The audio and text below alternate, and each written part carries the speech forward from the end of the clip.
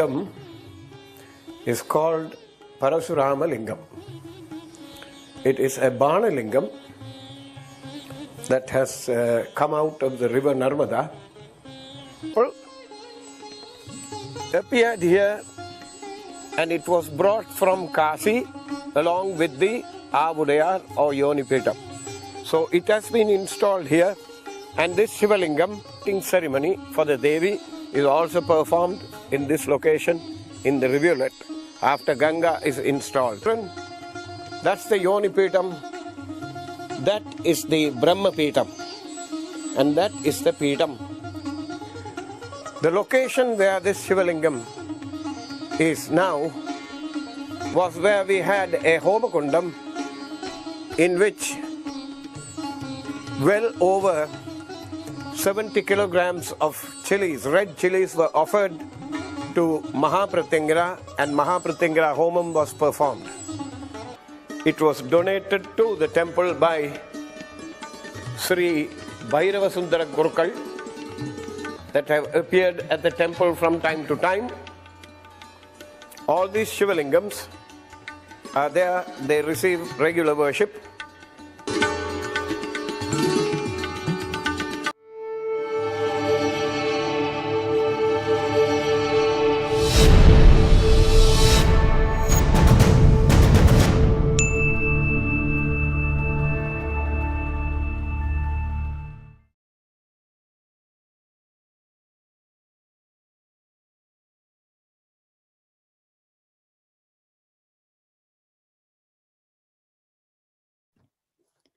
Shrimatre Namaha. Namaskaram, everyone, and welcome back to our Sacred Rites and Rituals of Sanatana Dharma Learning Series, which is a joint presentation by the Sri Vidya Temple Society of Rochester, New York, USA, and Ashtanga Yoga Mandir of Sri Lanka. These lectures are conducted by Sri Chaitanyanandanada, affectionately known as Ayya. Ayya is the founder and Pidadipati of the Sri Vidya Temple. Both Ayya and Amma, Srimati Nyanamba, have dedicated their lives to the noble mission of preserving and spreading the knowledge of Devi worship and the rich traditions of Saiva Bhakti. As a unique learning temple, the Sri Vidya Temple is actively engaged in preserving and transmitting the auspicious knowledge of Sri Vidya as well as traditional temple arts and culture. Throughout the pandemic, the Sri Vidya Temple has been delivering a wide range of classes for individuals from as young as 4 years old to our adult learners. As a learning and teaching temple, the learning program has been a key and vital part of our temple. It is developed extensively and continues to grow in hopes of sharing the wealth of knowledge that Ayya and Amma continue to shower us with. For those interested in viewing content shared during the sessions, please note that all content being discussed in these sessions will be posted after the conclusion of the respective topic on our webpage. Please use the question form to share any questions that you might have pertaining to the topic discussed. For those viewing our live stream, our question form can also be found on our webpage, which is srividya.org/AYM-lectures. At this time, we will hand it over to Ayya to begin today's session.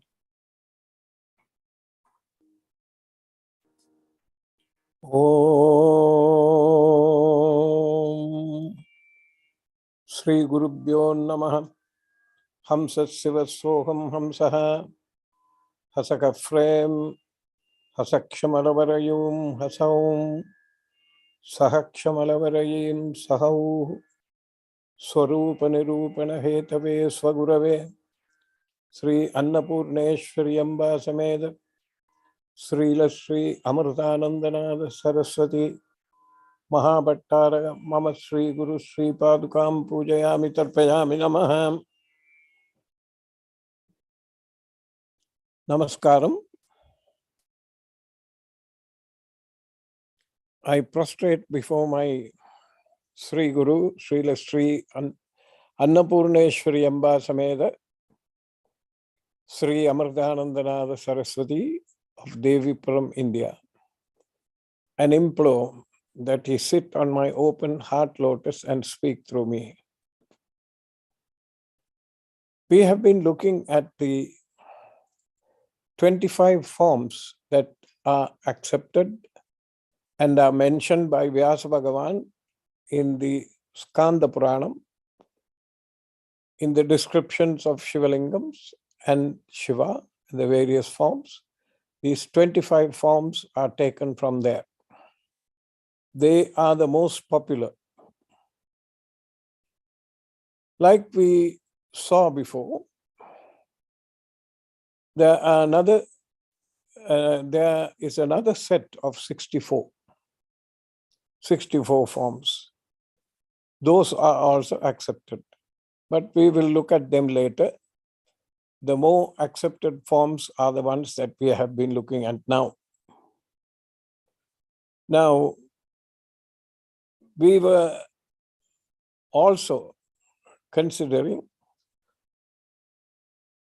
that there have been thousands, literally thousands more forms of Shiva forms that he has taken to help devotees, to help others. He has walked the earth, he has sold firewood.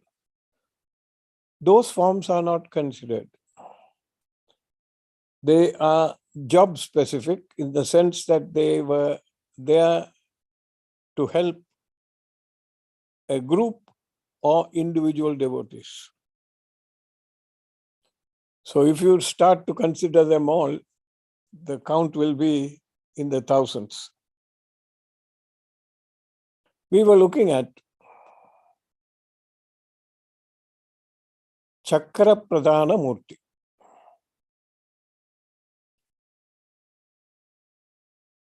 He is also called Chakradhana Murti because this is the form that gave Sri Mahavishnu the chakram that he holds in his hand. Not that the chakram was not there before, but according to Skanda Puranam,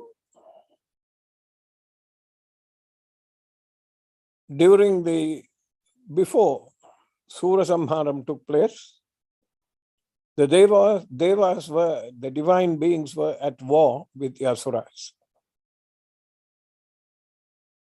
And among these, Tarakasuran, Surapadman, Singamuhasuran, all these Asuras were there. Tarakasuran, Mahavishnu threw his chakram at him. And it's supposed to have hit him and fallen down. It didn't do anything to him. That's the story. How did Swami happen to give the chakram to Mahavishnu? Now, this story comes after the Sura Samharam. It has to.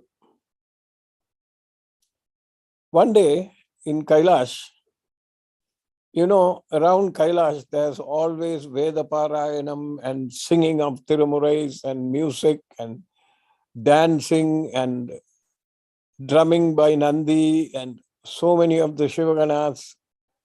All of those things are always there, and the rishis are always chanting Veda Kosham. The Veda Kosham is there. Without giving any notice, Indraya Vajrahastaya Suraadipadaye, the king of the Devas, Devendra, he decided that he would go to Kailash and seek the audience of Parameshwara. But he did not inform anybody, he just came. As he was coming, the all-knowing Parameshwara, who was in Kailash, took the form of a Shivagana and came out of Kailash, out of the temple, main temple, and was standing at the entrance. Now, Indra, if you must know, is the embodiment of Rajoguna. He is always very Rajasic and very much afraid that some human being who is doing pujas and doing tapas and doing japam of Swami or the Devi might replace him. So when he came, he noticed this Shivagana standing in front of him, and in an arrogant voice, he said, "Go and find out whether I can come and see Parameshwara." And this Shivagana did not say anything, looked at him with anger-filled eyes.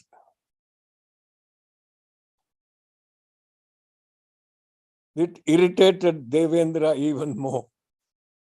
Just an honor now. Shivaganas, there are millions of them, literally. how can a mere Shivagana, who is a servant of Parameshwara, look at me with such anger in his eyes when I am the king of the Devas? He lost it. So what he did was, he took the Vajraidam, the thunderbolt that he holds in his hand, and threw it at the Shivagana. Now let us see a little bit. These are opportunities for you to learn a little bit more. At one time, Indra went to the ashramam of a rishi called Tadisi and humbly requested him, because he wanted a weapon that he could use as the king and the Devas. Interesting things, information will come out of this little thing. And he went and asked Tadisi whether he would bless him with a weapon, such a weapon. Tadisi told him, after I am dead, you can take my backbone, and that will become a weapon. Now here is the little things that come out of this. You notice that people who are involved in Kundalini Yoga, that is, people who are doing, for example, Sat Chakra Japam of any Murti, Sat Chakra Japam, and people who are involved in the traversing of the chakras up and down, Arohanam, Avarohanam. The first vision of the Devi that they will get is like a flash of lightning in front of their eyes. And you know, the lightning has this nature. You think it is an accident that Indra's weapon is also like that?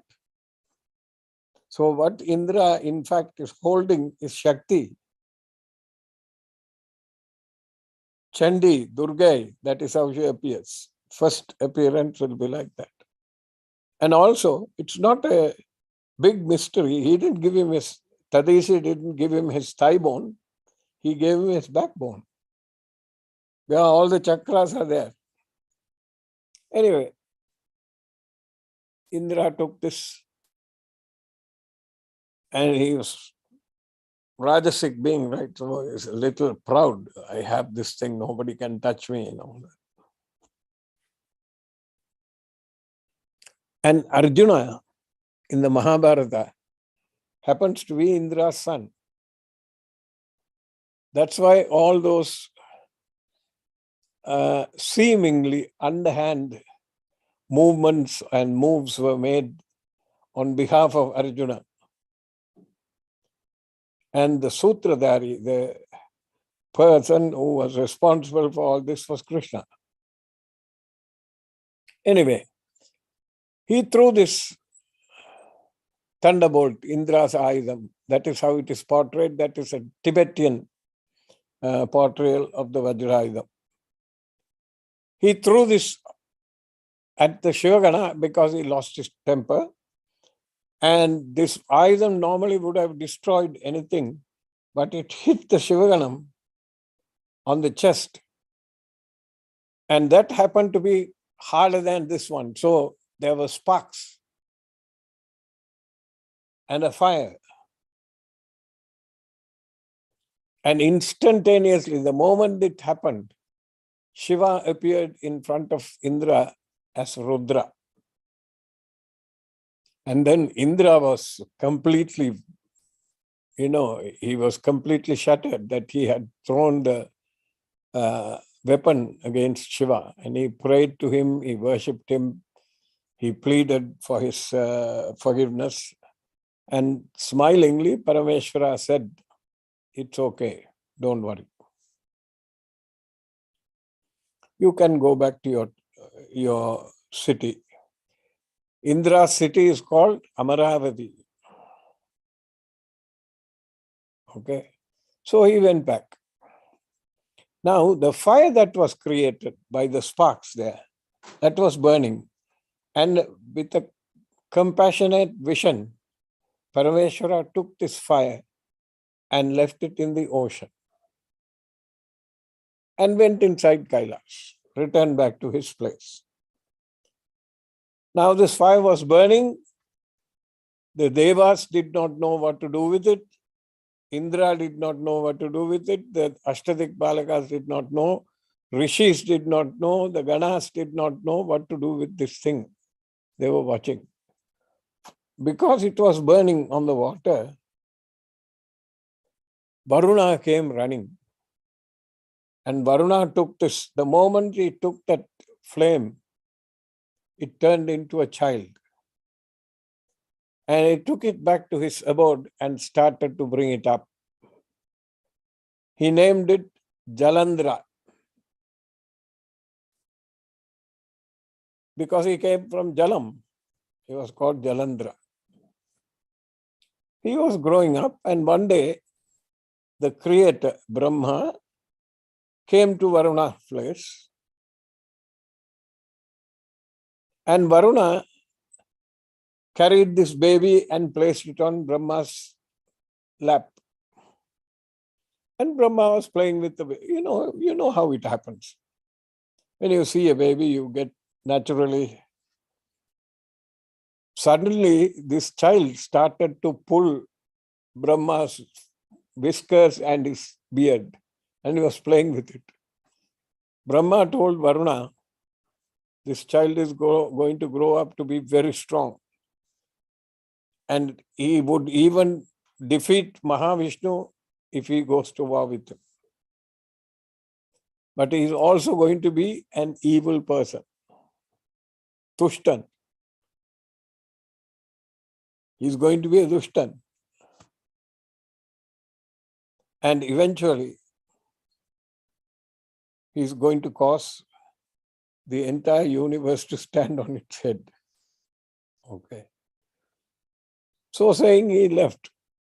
And this fellow, Jalandharan, grew up. Now, imagine Varuna is in Devendra's realm. He grew up there. And he collected thousands of asuras who were like him and came down to earth. What did he do? What did he do? He wanted to become conqueror of all three realms. So he went to Kanchipuram. This story is not very popular. Nobody has heard, nobody talks about this. He went to Kanchipuram. He got a hold of a Shivalingam. And these asuras, when they do penance, they can withstand hours together of, for example, standing on one foot or performing havan in front of a blazing flame for hours on end. They don't care about the physical discomfort that they're feeling. So the discipline is there. That's why most of them end up getting boons. And the text says, Kuttamatra, that means flawless japam he did. Must have been there for at least 10, 15 years. He must have been doing this full discipline. And Parameshwara appeared before him. So he asked him for boons. One is that he should be very strong. Nobody except Swami, Parameshwara, should defeat him. He should not die at the hands of anyone. That includes Brahma and Vishnu, remember.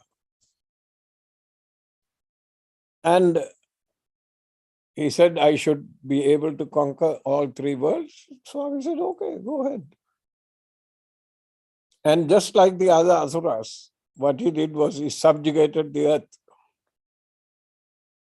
You see asuras on this planet now and then, right? At one time it was Duryodhana and Duryodhana's brothers and all that, right?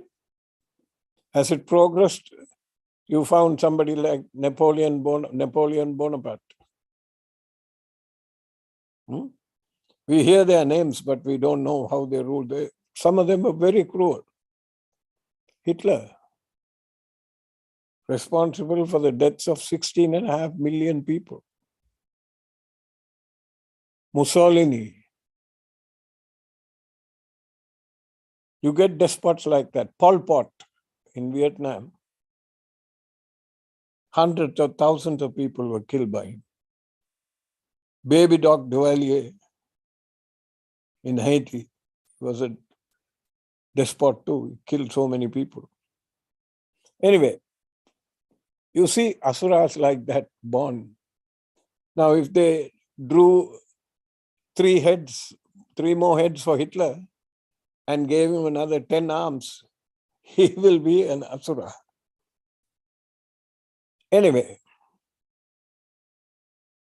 Swami came, he gave him the boon and he went back, and this fellow started oppressing the people. Not only people, he went to the realm of Devendra, defeated him, threw him out of his elephant, conquered all of them, and he sat there. And he took over Amaravati. Now what happens? The Devas, they were very desperate. They did not know what to do. So they went to see Devendra, and all of them got together and went and saw Mahavishnu. In the meantime, there was an Asura architect. The Devas architect is called Vishwakarma. Asura's architect is called Mayan. Mind you, he's also a very good builder, excellent builder. See, he got a hold of Mayan and commissioned a palace. Not just a palace, a whole city. So Mayan built a palace for him. And the palace was called Jalandharam.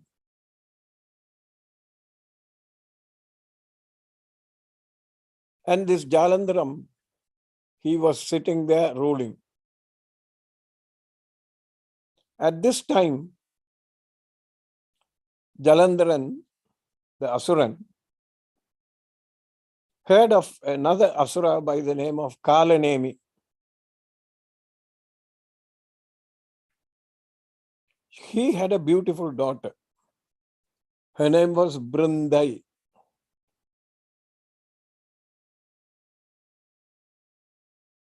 He married her. Brindai was a very, Surapadma's wife was Padma Komalai.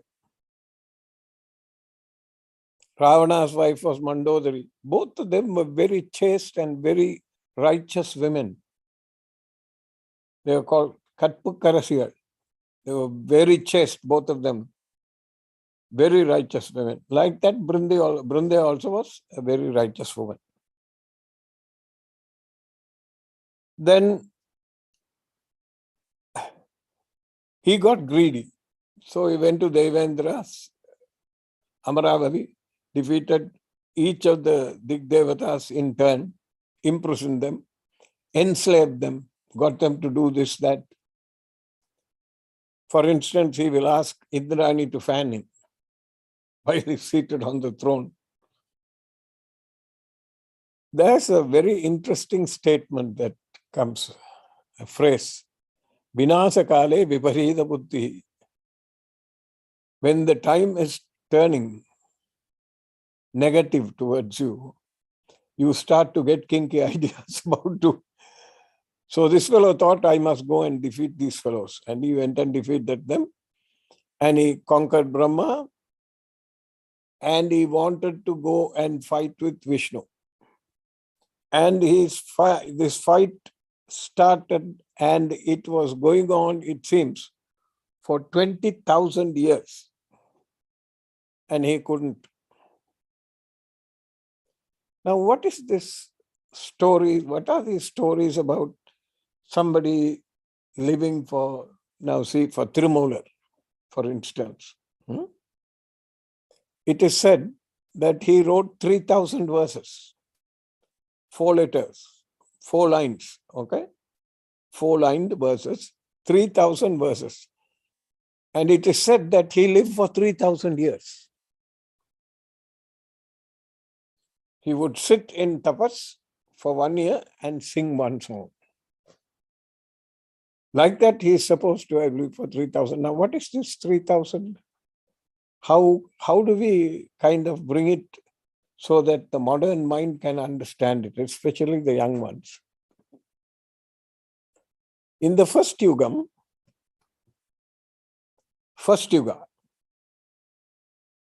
if you did tapas for 100,000 years, it is equal to doing tapas for 10,000 years in the second yuga. If you did tapas for 10,000 years in the second yuga, it's equal to doing tapas for 1,000 years in the third yuga. If you did tapas for 1 hour in the fourth yuga, Kali Yuga, now go back and see. It's equal to 1,000 years in the third yuga, 10,000 years in the second yuga, and 100,000 years in the first one. That's how this calculation is based. This is how it is based. So anyway, this war with Vishnu is supposed to have taken place for 20,000 years, and Jalandhara was tired. He couldn't defeat him, so he gave up the war. Right? Now he thought all of these people, after he left, including Indra and the Digdevatas and all the Devas and the Ganas and Upaganas and Shivaganas, all of them went to see Shiva in Kailash. And Jalandhara heard about it, that they have gone to see Shiva. And he lost it again. He was pissed off. So in fact, in spite of the fact that Brindi told him, don't go, he wanted now to defeat Parameshwara. Can you imagine? That is why I said, Vinasakale Viparita Buddhi. He got this idea that he can beat Parameshwara. And he went. Before he could go to Kailash, Parameshwara disguised himself like a Brahmin with an umbrella and, the clogs and all of that, a book and all that. And he was walking, he was standing by the wayside. And as Jalandhara was coming, he asked him, where are you going? Who are you? Then he told him, I'm Jalandhara, I have defeated everybody, I can even do this, that, How don't you know, boasting. Where are you going now? He said, I'm going to Kailash to defeat Shiva. So, Siva the Brahmin told him, I happen to live next to Kailash. I'm his neighbor. I know him. You can't beat him. If you try to do anything, you will be destroyed. It is better that you give up this idea and go back. See, the divinities always give you an escape. If you had taken it, nothing would have happened, you would have gone. But this fellow said, you have no idea how strong I am. Now he has to talk about it, MPHOT, that is monkey praising his own tail. He said, aha, I have fought with Vishnu, I have conquered Brahma, I have defeated Indra, pushed him off his elephant, and I went on saying things. Again, the old man said, give this idea up and go back home. Then he said, show me some of your strength. So he said, what do you want me to do? Shiva told him, with my foot, I'll draw a chakram on the ground. If you can pick it up, hold it to your chest and take it above your head, I will accept that you are a strong person. So with his foot, he drew a chakram on the ground. Jalandhara was so angry, he picked the thing up. With great difficulty, held it to his heart and took it over his head. The moment he took it over his head, the chakram started to turn and cut him into two pieces. End of Jalandharan. Okay. Vishnu saw this and he wanted that chakram. Now, how do you get the chakram? You can't just go and tell Shiva, give me that. Although Shiva is his brother-in-law, you can't go and tell him, give me that chakram, I want to take it. So what did he do? He consulted the other devas. And I think Brahma and others advised him that if you're going to get the chakram, you have to perform tapas. And the best place to perform tapas is Kanchipuram. Remember, Jalandharan also went there. He came to Kanchipuram. Wo Vibhuti, wo Rudraksham, sat in tapas and created two ponds. And in the ponds, there were always lotus flowers. Every day he would do Archana to Shiva with 1,000 lotuses. Can you imagine? 1,000 lotus flowers. I'll tell you another story that's, connected to it that I have experienced. It is something else. Anyway, one day when he was doing puja like this, one lotus flower was short. Now, what do? You can't leave the puja halfway and get up and go and get the thing.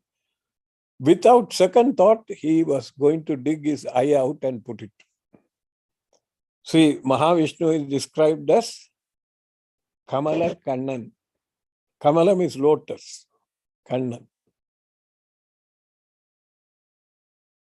Pachama Malepol Meni, Pavalavai, Kamala Chankan. The reddish eyes are like lotuses. He is supposed to be very handsome. Okay? When he did that, Shiva came out and said, Kanna, don't. Then he asked him for the chakram. What do you want? And Shiva gave the chakram to him. This is the story. Malukku chakram andru arul seidavan. Now, in Sri Lanka, there are 5 Shiva temples, very old, all connected to Ravana's family. This temple is at the present moment, it is in the western province in Sri Lanka. And it is called Muneeswaram. Muneeswaram. In this, if the name Ishwaram, if the Stalam or the temple's name ends with Ishwaram, you know it is Shiva. Koneshwaram, Kedishwaram, Nahuleshwaram, Tondeshwaram, Muneeswaram. In this Muneeswaram temple, there are some very interesting features. On one side of this Muneeswaram temple, on both sides, I should say, there are lotus ponds. And in one, Neelotpalam, blue lotus will bloom. And the other one, white lotus will bloom. And there is one day when they do Archana with Siva Sahasranamam, they will do with these lotuses on both sides. People will stand. And they have a method where the lotus flowers become like a gopuram, what you're seeing in front. And they will completely obliterate the Shivalingam. Exactly in the middle, there's a line like that. You see Ardhanarishwara Murti right there in front of your eyes. It's unbelievable. And in this temple, there is, you see the little decoration that is there in front of the Nandi. That is the Tarpanam. That's the mirror. In the old days, that was a stone which was polished to a high degree, and you could see that is the Tarpanam. And then the Nandi is behind. Anyway, in this temple, there is a Kali shrine that is opened only once in 1 year. 1 year, only on one day they'll open it. Other days, they say she is too powerful to be viewed by people. And she's kept covered with ghee and sandalwood and all of these things. She's completely covered. That one day she is open and they will wash her and do abhishekam to her. And that day there are literally tens of thousands of people who come to the temple just to have a darshan. If you have a darshan, she will protect. And this temple is supposed to have been built by Vibhishana. There are some notes I have read in a book called Urai Nadai Virandu, which happened to be a textbook when I was in grade 6, where it said that it was either Vibhishanan or Surpanaka, Ravana's sister, who built it. Anyway, there are these stories. Now, we are not finished with the stories. We are still on Chakra Pradhana Murti. Where is this Chakra Pradhana Murti? Where is the temple that contains Chakra Pradhana Murti? Tiruvili Milalai in Tiruvarur, Tyagaraja's place. No, Tiruvayar. Tyagaraja is Tyagaraja Swami. Sundaramurti Nayana's place, Tiruvarur. Two things that you should know about Tiruvarur. You can't see the Sivalingam in Tiruvarur. If you go, you can see Kamala Ambal. She has that peculiar posture, mudra that she has. He's always covered with decorations. You can't see. I have a friend in Chennai. His name is Ramesh Kutikan. He is right now one of the living authorities on Sri Vidya. Young person, but he has years and years of tapas. If you calculate according to what Tirumular did, he probably has done tens of thousands of years of tapas. He told me that the original temple, original Murti in Tyagarajeswari Temple is Mahavishnu.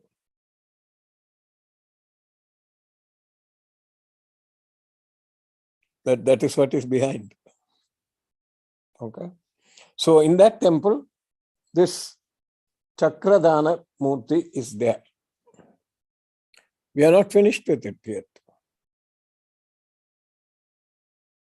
In this place, in the song that is connected to him, right? Palukku Palahan Vendi Aladida. When a child cried out for milk, Pad Kadal in the Piran, Swami gave him a tank full of milk. That tank is what was our Parameshwari teacher went and fought for years together, got it back, and then built a small enclosure. She didn't have the money.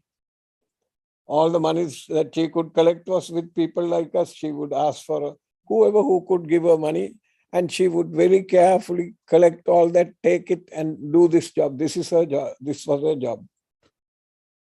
And incidentally, she was crazy about Nataraja. Every time she went there, she even had a room in Chidambaram where she lived when she used to go.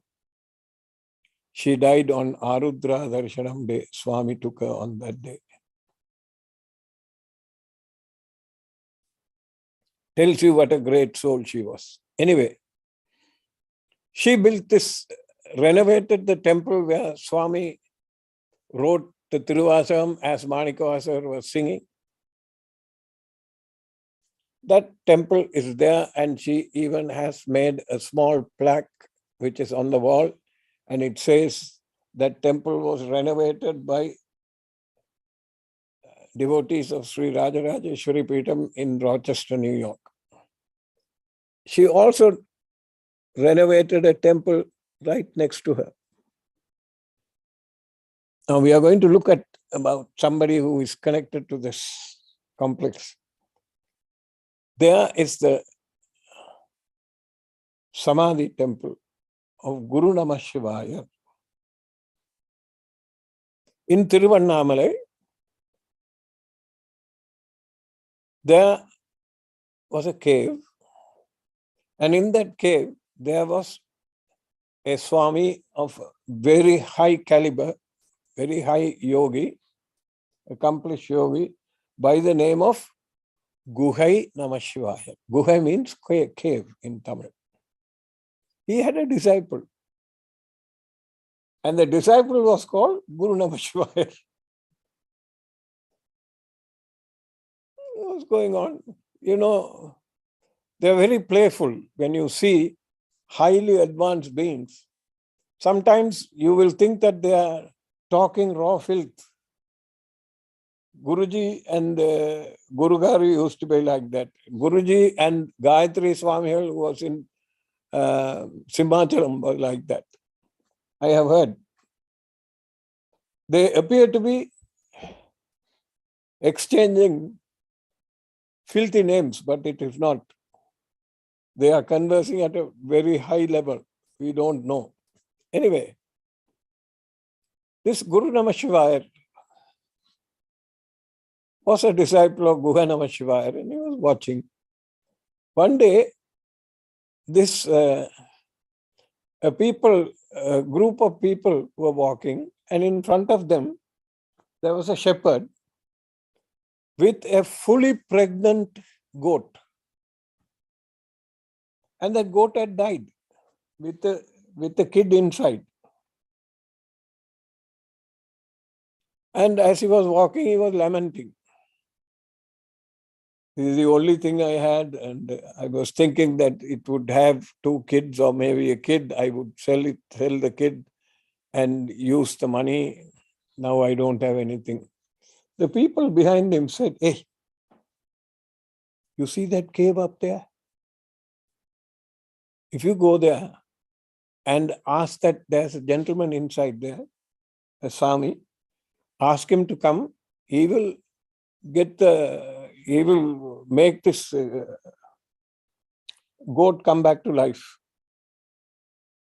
Or at least he will give you the money." So this fellow innocently went up and said, "Swami, Swami, Swami." Guha Namah Shivaya came out.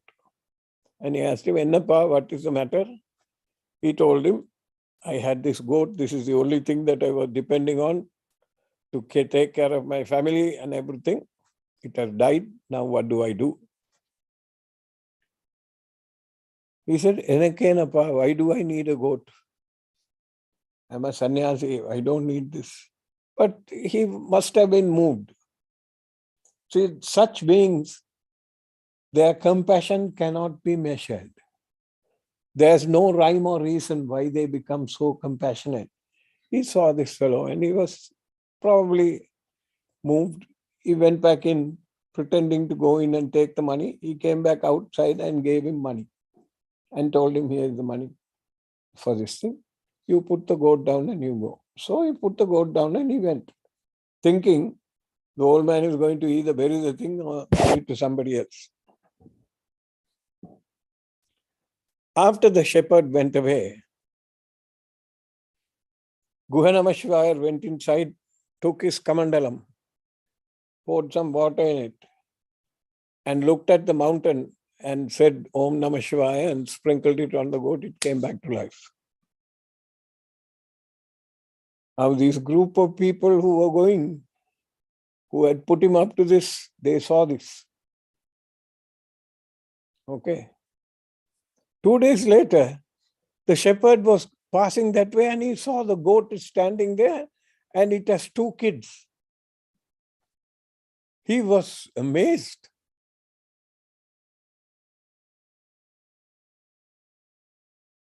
Now, this group of mischief makers who in the first place sent him to Guhanamashvaya wanted to bring the Swami a couple of rungs down. See, some people are stupid like that. They want to test everything. Right? So what they did was they got a hold of a ladder, got a 19-year-old kid to lie flat on the ladder, covered him with a sheet, and told him pretend to be dead.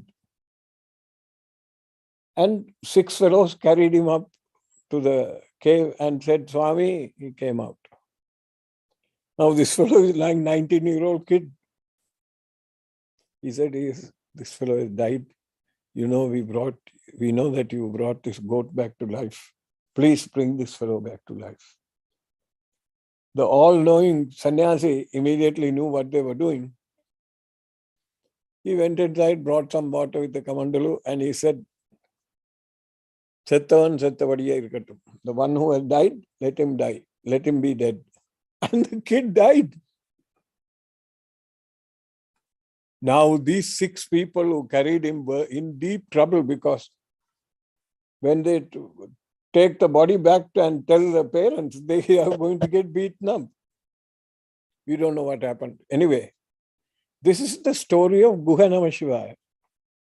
Now one day, he was taking class, there were 10 or 15 students, and Guhanamashvaya was there.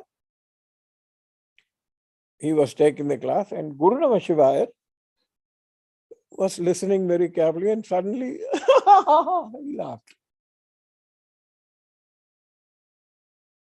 Everybody was shocked. So the teacher waited until everybody had dispersed, and he asked him, why did you laugh? He said, no, Guruji, in Chidambaram, one of these temple dancers were dancing and she forgot herself, forgot all about where she was, and she fell off the stage. It was very funny, so I laughed. Oh, okay, all right. And a couple more days passed. And the class was going on. Suddenly, Guru Namashivaya was going like this.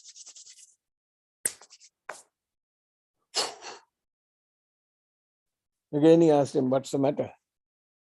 He told him, we were doing Deeparadhana to Nataraja in the temple.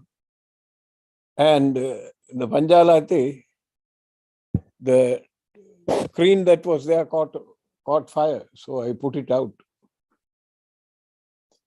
Then the Guru called him and told him, Hey, Tambi, 2 elephants cannot be tied onto one stake. Either I have to be here or you have to be here. You go to Chidambaram. Now, when the Guru tells you to go to Chidambaram, what do? You cannot say no, I can't go. You can't say that. These days they will say it. No, I'm not going. But he, with a very heavy heart, he set out. And the Guru called him and told him, Guhanamashvaya called him and told him, you go to Chidambaram, there are things that I have lined up for you to do, you go. So now this fellow also is a sannyasi. He can't take anything. There's no baggage, no carry-on baggage, no backpack, nothing. He went. And he's walking. He was hungry. And he was tired, so he rested under a tree, and he's sitting there. And he composed a song on Sivakama Sundari in Chidambaram, and told her, Soru kondu va, bring me rice.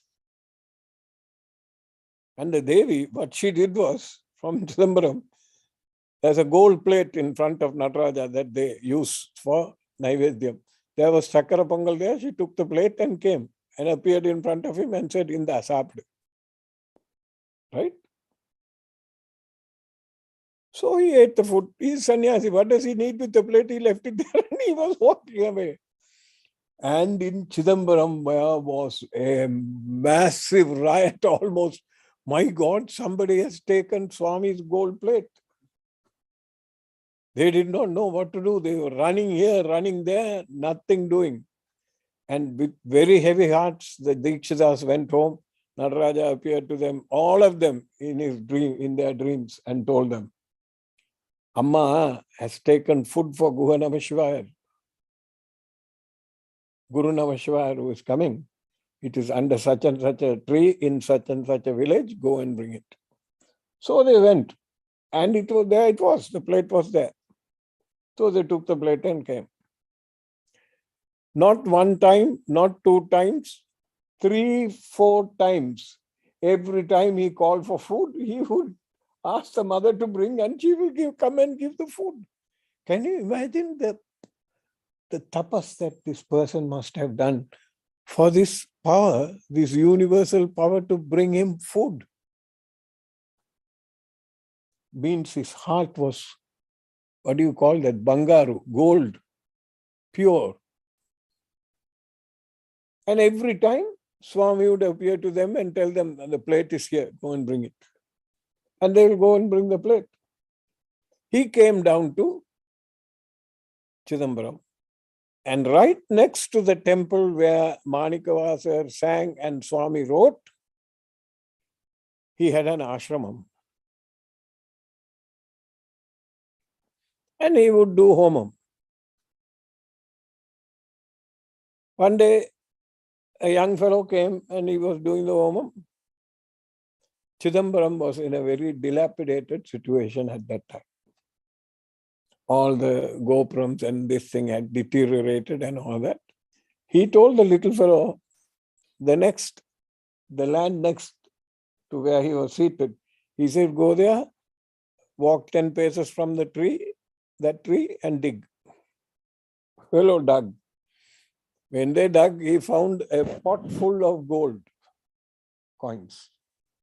Big pot full of gold coins. And what is the sannyasi going to do with this? He told the Dikshitas, start renovating the temple. And after that, people started flocking to him, thinking that he will tell one of them to go and dig somewhere and they'll get the money. And people also started to donate whatever they could afford. And he is the one that is responsible for having renovated and built all the 4 gopurams and all the temples, the Shivagami temple, the Moolavar, and all the other places in Chidambaram. This is the connection. And the connection to these 2 temples came to us through Parameshwari teacher. If you can please show Parameshwari teacher on the last week you did. This lady is very much like Karakalammayar. There is Parameshwari teacher. And she died on Arudra Darshanam day. What more proof do you want that she has been taken by? Okay. Questions. See, today, Chakra Pradhana Murti, the stories went all over the place. Come on.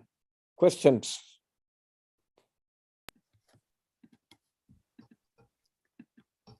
How do we Yes. how do we understand the inner significance of the Puranic stories like the ones mentioned today?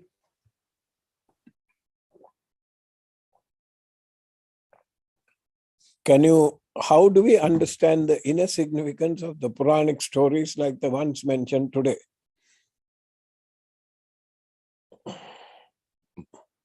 For example, when you say Pancha Pandava,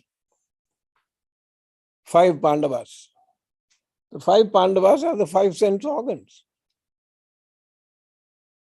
And the way the Atmic flame that is inside you, which is Sri Guru Sarvakarana Buddha Shakti, and there Krishna is Gita Acharyan, Gita Acharya.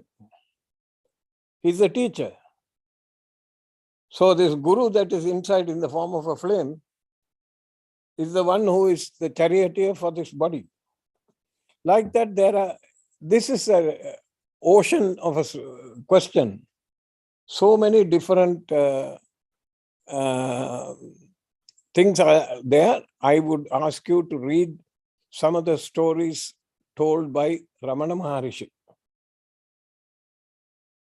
And if you can read the translations of Aksharamani Malai in Ramana Maharishi's thing, those are available online, and you will be able to understand what these are. He has mentioned so many of these stories. Next question. Last class, it was mentioned that vibhuti should only be worn above the waist, but how come some sadhus apply it everywhere? There's a few questions on this page, but I guess how come some sadhus apply it everywhere? Because the sadhus have realized that they are Shiva. All and sundry are not sadhus. And just because somebody wears ochre robes, he is not a sadhu or she is not a sadhu. You have to be completely self-realized to be able to do that. Okay. What is the next question? Also, in some shastras, they suggest wearing vibhuti in 32 places, which also includes below the waist. Is there a reason for that? Because whatever shastra that you are reading, if it tells you, and you must follow that and only that, you cannot mix and match. And you cannot do it the way you want it when it pleases you. If you are following one, you have to follow that one to the end. Ondraipadi urudipadu, hold on to one until the end. Why is vibhuti and gold not worn below the waist for these 16 places? Because it is disrespectful. Gold is Mahalakshmi. You don't treat her. I have seen of late most of these .coms, when they work for Google or Sun Systems or something like that, some such big place. They earn hundreds of thousands of dollars. So they buy their wives gold anklets. And I have seen, even in the temple, some people wear gold below the waist. That is not allowed. That is my training. If you think you know more than that, go ahead. Next. In some previous generations and even in current generations within some families, family elders used to keep vibhuti or ailments used to get cured. What's the significance of this tradition?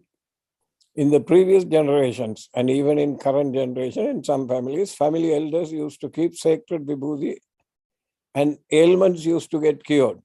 What is the significance of this tradition? Because vibhuti is that. Remember the 10 verses that Jnana Sambandha Murti Nayanar sang. You will do well. Tirumurai the one. Author's name, T.N. Ramachandran. Please read. If you want to read a translation of the Tevara, Mandiramavadiniru, Vanavar Meladiniru, Sundaramavadiniru, Tudikkapadavadiniru, Senduvar Vayuvai Pangan Tiru Alavayan Tirunere. There's one more line. There are 10 verses like that, and in that he tells you why the Tirunere can cure diseases. The source of the Tirunere that cures diseases must be known. It must come from an authentic place. Then if you use that with faith, remember 50% is faith, 50% is the commission of the ritual. If somebody is sick, my mother has done that to me, I know. When you have very high fever, she will apply the vibhuti and go, and the next day morning the fever is gone.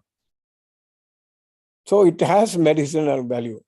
Based on last session, we came to learn that vibhuti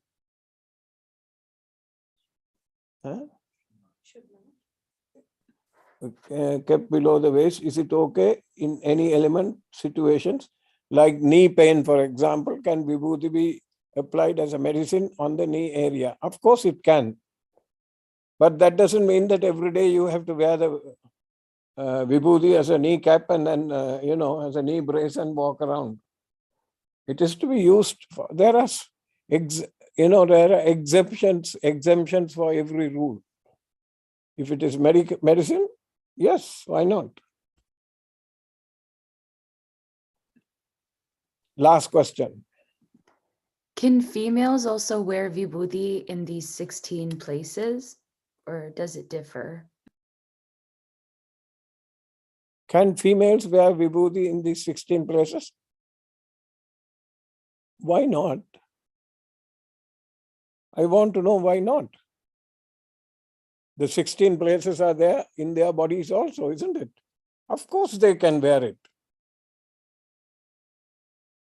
They have equal right, if not more right than the males do have. They can wear the vibhuti in 16 places. We'll meet you here next week for some more of it. Thank you, Ayya, for sharing about the Chakra Pradhanamurti in Tiruvarur and more stories about the different forms of Shiva. We're excited to learn more about the various forms in the upcoming sessions. To all, just a reminder, if you'd like to access any content from prior sessions, please visit srividya.org/AYM-lectures. Thank you everyone for joining us for today's session. At this time, we will hand it over to Vyasanko to begin today's yoga session.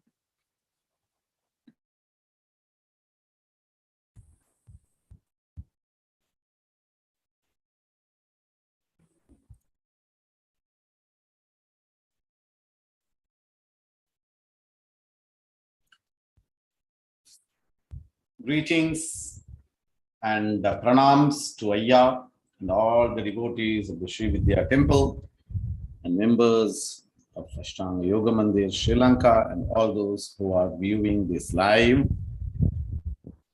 Every week, some aspects of the yoga practices is being explained so that which you can use and try. The beauty is, the yoga practice, you need to have the continuous abhyasa. That is a continuous flow of consistency in your practice. So that you will be able to see whether how these techniques are having an impact on your system. Today we will do one of such evaluationary practices. Generally, you will see some people have the habit of having a lot of pain in their calf muscles. At the same time, there are also some people who have a habit of slipping. The surface is okay, but even a small stone or a small thing, they slip. So that has an impact in your ankle region. Depending on the type of shoes and depending on the place where you walk and various other factors, there is always a problem in your ankle can create for certain people. For example, the measurement of the ankle or the structure of the ankle of the right ankle and the left ankle, for some people it can differ. To assess that and also to do it as a practice, this specific technique which is to be taught will help you tremendously. Some people have the different shapes of the foot. Some people have a pain. The kudikal or petiya valiyondrukum. They have a burning sensation in the heel region, or they will have an uneasiness in the middle part of that. Some people who have these diabetic concerns and certain nerve-related issues, the grip of the toes is very less. So even sometimes when they wear the slippers, they do not know whether it has gone out. So they need to wear shoes. So basically the feet plays a most important role. So this specific technique helps in strengthening. So how do you do the practice? You slowly come into a lying down position. Your head is flat. Keep your hands in this position. And then the leg is also. So you will see the foot, heels, your hand is in the straight line. And then you comfortably start tapping both the toes. Have the complete awareness of the toe movement. And what is important is that the middle finger will touch. And then you will see, when you go on doing the practice, at some point of time, your heel has a grip and you tap. But for some people, what will happen? The foot starts moving. So that means you need to start strengthening your one specific foot. So you keep the movements like this. Go on moving. So you do about 27 times, then you relax. Then initially, then you start doing the same practice 27 times. Relax yourself, keep your feet apart, and then you will start moving your heels up and down.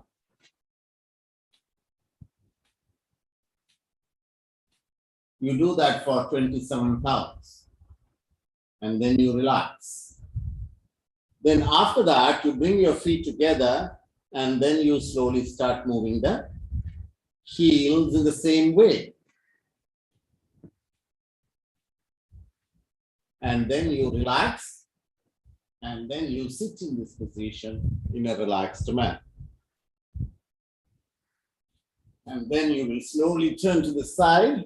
So in case if you are like, you can do it on the bed. If not, you can do it on the chair. You will sit on the chair, and then you will do this movement.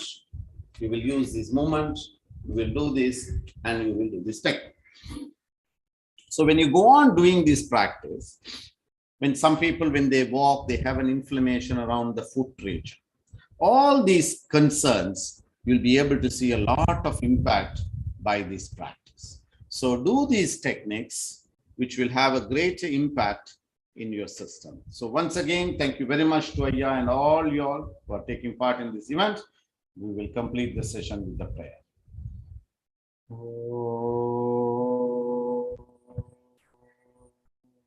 Shanti, Shanti, Shanti.